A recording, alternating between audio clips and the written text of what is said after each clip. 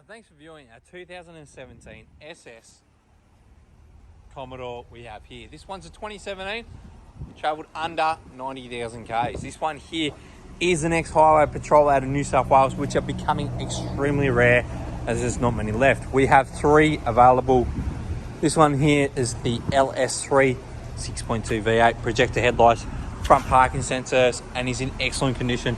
Pretty much unmarked alloy wheels on the driver's side, plenty of tread on that pretends a front tyre, and no mark on that rear alloy as well. Coming through inside, this trim is in great condition, carpet mats as well, and it does have that awesome bimodal exhaust system. The trim in the back is quite unmarked. A couple of things we'll show you. It's an X-Cop car by being that it's got the fire extinguisher and this dual battery system.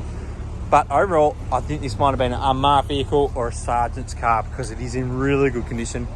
Tow bar on the back, which is not normal on highway cars. Blind spot to park.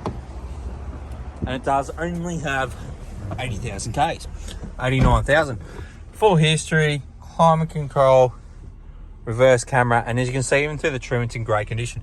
This car will not last long. It is our lowest kilometre one. It will come with a full roadworthy as well.